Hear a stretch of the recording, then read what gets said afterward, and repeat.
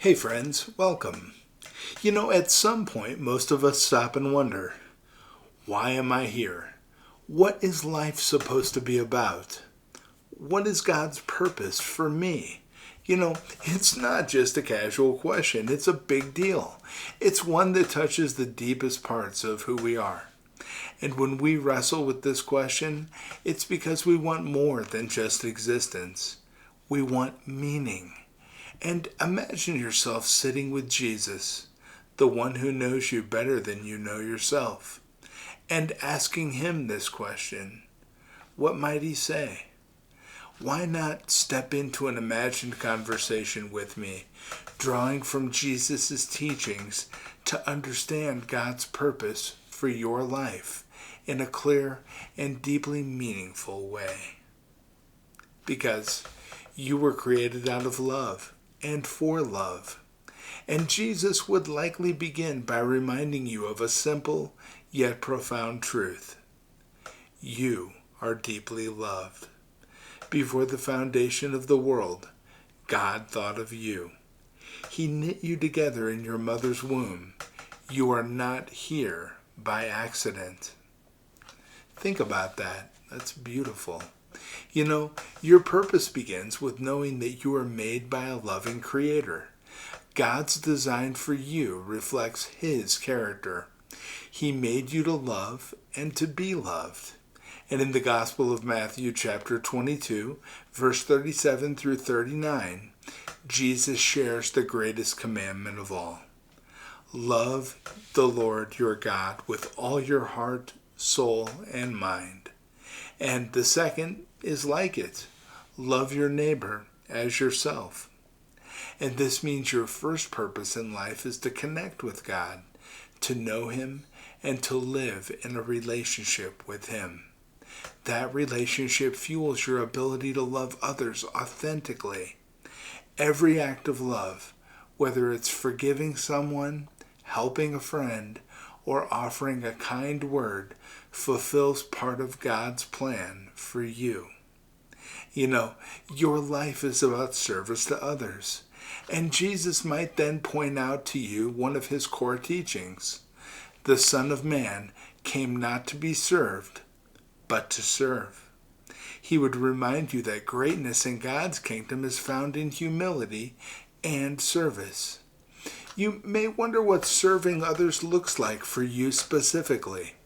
And it doesn't necessarily mean selling everything and moving to a distant land, though it could. More often, it means using the gifts, talents, and passions that God has already placed in your life to bless those around you. Do you love teaching? You might be called to guide others and inspire them. Are you a compassionate listener? You might bring healing through your presence, even in small, everyday acts, like helping a neighbor, volunteering, or offering encouragement. You fulfill God's purpose by reflecting His love to others. Your identity is in God, not in the world. And Jesus would gently caution you, don't look for your purpose in the things the world values, success, wealth, or status. These are temporary and can never satisfy the longing of your soul. He might reference the Gospel of Matthew, chapter 6, verses 19 through 20. Do not store up treasures on earth, where moth and rust destroy, and where thieves break in and steal, but store up treasures in heaven. And your identity and purpose are rooted in God, not in what you achieve or accumulate. The world might tell you that your worth depends on your career, your appearance, or your social status. But Jesus would remind you that your true value comes from being a child of God. This frees you from chasing after the wrong things and allows you to focus on what truly matters, living a life of eternal significance by following God's will. And you need to trust God's timing and guidance. I think Jesus might lean in and say, Finding God's purpose isn't like opening a map with every turn marked out. It's a journey of trust. He would remind you of the Gospel of Matthew, chapter 6, verse 33. Seek first his kingdom and his righteousness, and all these things will be given to you as well. You know, God's purpose for your life often unfolds gradually. It might not come with a loud announcement or a flashing sign. Instead, it's revealed step by step as you walk in faith.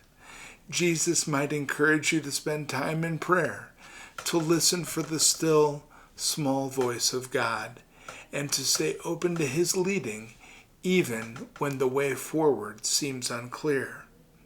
And remember, even when you feel uncertain, God is never confused. He knows the plans he has for you.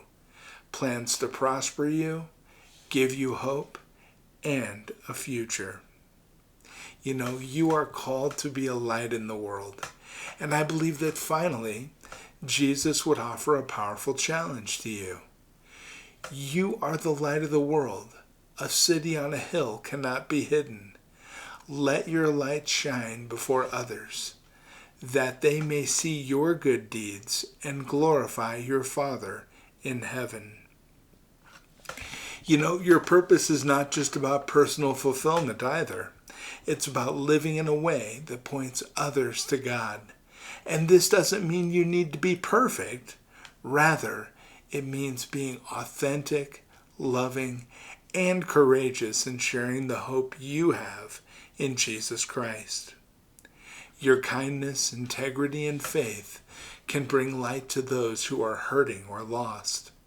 Whether through a smile, a word of encouragement, or standing up for what's right, you reflect God's love in the world. This is a central part of your purpose. So, as we reflect on these truths, I want you to take them to heart. You were created out of love and for love.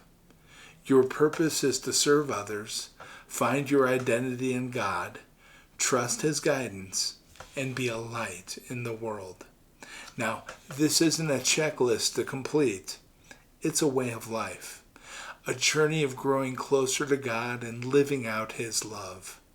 And as you live in alignment with his purpose, you'll discover a deeper joy and fulfillment than anything in the world can offer. So, as you leave here today, carry this question with you. How can I reflect God's purpose in my life right now?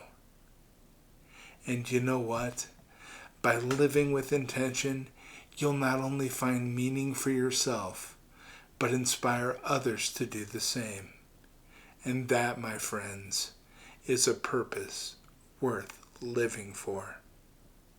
Now, before we part today, I'd like to offer a prayer for the hopes and intentions that you hold in your heart, and to ask God to provide you a light that will help show you more about your purpose. You ready? I'll lead.